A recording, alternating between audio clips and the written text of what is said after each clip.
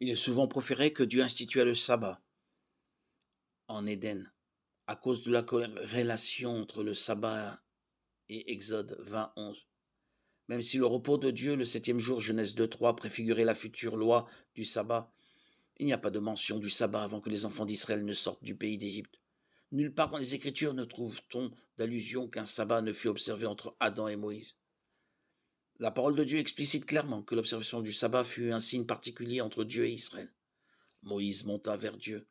Le Seigneur l'appela de la montagne en disant: Tu diras ceci à la maison de Jacob et tu transmettras cet enseignement aux fils d'Israël. Vous avez vu vous-même ce que j'ai fait à l'Égypte, comme je vous ai porté sur des ailes d'aigle et vous ai fait arriver jusqu'à moi. Et maintenant, si vous entendez ma voix et gardez mon alliance, vous serez ma part personnelle parmi tous les peuples, puisque c'est à moi qu'appartient toute la terre. Exode 19, 3, 5. Les fils d'Israël garderont le sabbat pour faire du sabbat d'âge en âge une alliance perpétuelle, pour toujours, entre les fils d'Israël et moi. Il est le signe qu'en 6 jours le Seigneur a fait le ciel et la terre, mais que le septième jour il a chômé et repris son souffle. Exode 31, 16, 17. Dans Deutéronome 5, Moïse proclame à nouveau les 10 commandements à la prochaine génération d'Israélites. Ici, après avoir donné le commandement d'observer le sabbat au verset 12-14, Moïse en donne la raison pourquoi le sabbat fut donné à la nation d'Israël. Tu te souviendras qu'au pays d'Égypte tu étais esclave, et que le Seigneur ton Dieu t'a fait sortir de là d'une main forte et le bras étendu. C'est pourquoi le Seigneur ton Dieu t'a ordonné de pratiquer le jour du sabbat. Deutéronome 5, 15. Remarquez l'expression c'est pourquoi. L'intention de Dieu en instituant le sabbat n'était pas le souvenir de la création, mais bien le souvenir de l'esclavage en Égypte et la délivrance du Seigneur. Prenez bien note des exigences du sabbat. Une personne astreinte à la loi du sabbat ne pouvait quitter sa maison le jour du sabbat. Exode 16, 29. Elle ne pouvait faire un feu. Exode 35, 3. Elle ne pouvait contraindre quiconque à travailler. Deutéronome 5, 14. Une personne qui enfreignait la loi du sabbat était condamnée à mort. Exode 31, 15. Nombre 15, 32, 35.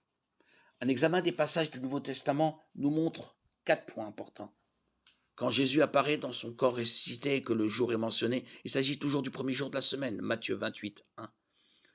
Marc 16, 9. Luc 24, 1. Jean 20, 19.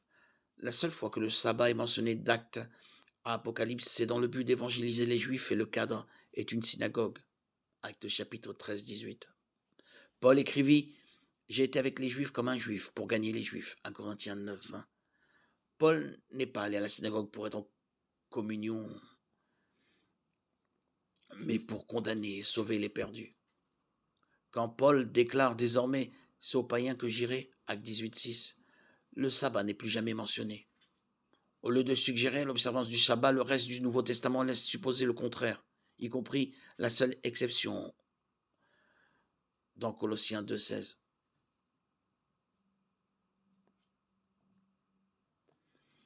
Pour le croyant néo-testamentaire, il n'y a pas d'obligation d'observer le sabbat, et que l'idée d'un dimanche sabbat chrétien est non biblique. Le sabbat est mentionné qu'une fois après que Paul se soit concentré sur les païens. Dès lors que nul ne vous condamne pour des questions de nourriture ou de boisson à propos d'une fête, d'une nouvelle lune ou de sabbat. Tout cela n'est que l'ombre de ce qui devait venir. Mais la réalité relève du Christ, Colossiens 2, 16, 17. Le sabbat juif est aboli par la croix où Christ a annulé le document accusateur que les commandements retournaient contre nous. Il l'a fait disparaître. Il l'a cloué à la croix. Colossiens 2, 14.